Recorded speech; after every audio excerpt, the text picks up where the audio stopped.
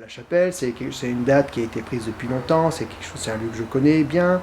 Donc du coup, il me semblait important d'imaginer une pièce qui soit finalement voilà, un peu pensée pour le lieu. Donc, du coup, c'est moins, c'est complexe. C'est complexe et du coup, bon, se retrouver dans ce genre de situation.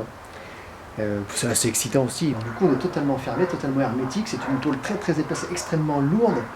Du coup, justement, pour conserver une certaine densité visuelle. Et du son, c'est très fort. On sent, c'est pas des papiers d'aluminium, quoi. C'est très clair. C'est un truc extrêmement dense. Donc ça, c'est l'idée, que ça soit posé comme quelque chose d'indestructible, qui s'ouvre sur justement qu'est-ce que c'est. C'est-à-dire que toutes les questions que je me pose aujourd'hui, j'aimerais que les gens qui regardent cette pièce-là, l'objectif de cette pièce-là, ce serait ça, c'est qui se posent les mêmes questions que moi, c'est qu'est-ce que c'est. Voilà.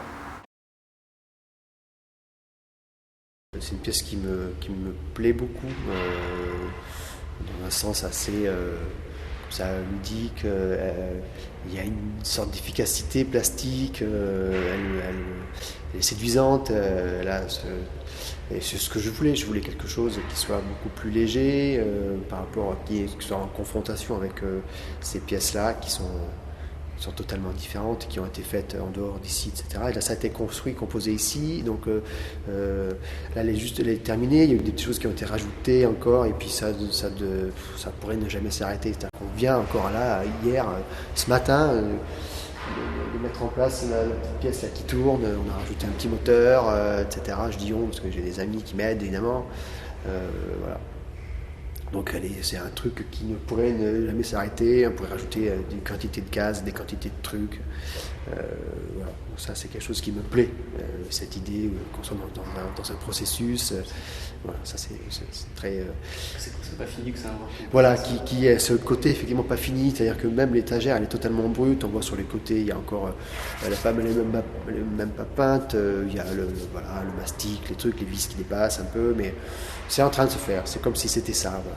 C'est en train de se faire, et puis et les choses essentielles sont là. Donc en fait, pour quelle raison peut-être aller chercher autre chose et concentrer le regard sur ce qui se passe. Et puis c'est un objet qui n'était pas prévu à l'origine, puisque il y avait ici prévu d'autres pièces, etc.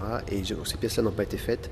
Alors, du coup, j'avais un souci avec le regard. Quand le regard balayait l'espace ici, il fuyait au fond de la pièce, et c'était assez gênant.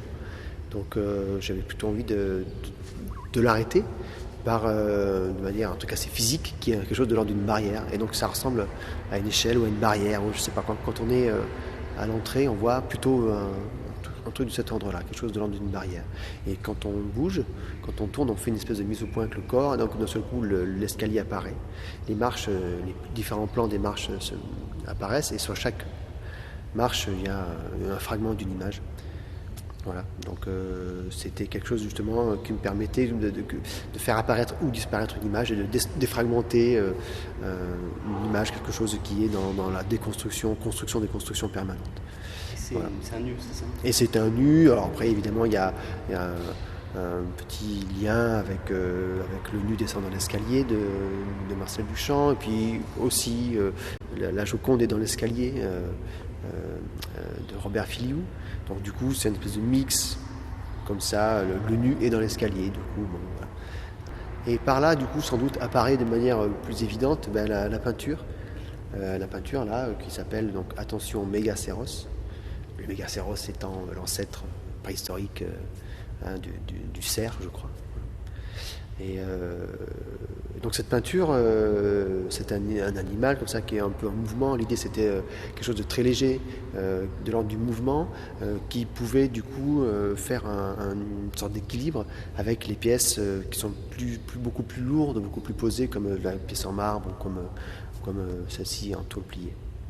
Donc il y avait quelque chose de beaucoup plus léger et elle déborde, elle sort de la simèse, elle déborde sur les parois en dehors des surfaces prévues à l'accrochage, comme un petit peu les cornes du cerf dans la grotte de Lascaux, qui sont directement peintes sur les parois. Bon, j'avais ce désir un peu, voilà, où il y a quelque chose qui s'échappe. Voilà. Et qu'il y ait ces traces sur le sol aussi. Et donc effectivement, il y a une tache au sol qui voudrait parler du mouvement et en même temps d'une action très simple qui était du pot de peinture qui tombe. Et donc faire une espèce de relation avec quelque chose de très furtif, de très rapide, qui est un geste maladroit, qui est un seau qui tombe. Et j'aimais cette relation avec le bond que l'animal peut faire. Voilà. Et puis ce saut qui tombe. Voilà. Sauf que bon, je suis pas très content de la tâche. C'est pas une tâche d'un saut qui tombe. C'est une tâche qui a été un peu dessinée. Je m'y suis mal pris. On fait pas des tâches comme aussi facilement qu'on le désire. Là, j'ai compris que j'aurais peut-être dû y penser un peu plus tôt. J'étais peut-être un peu pressé et j'ai fait ça. Et elle raconte pas ce que je voudrais. Voilà.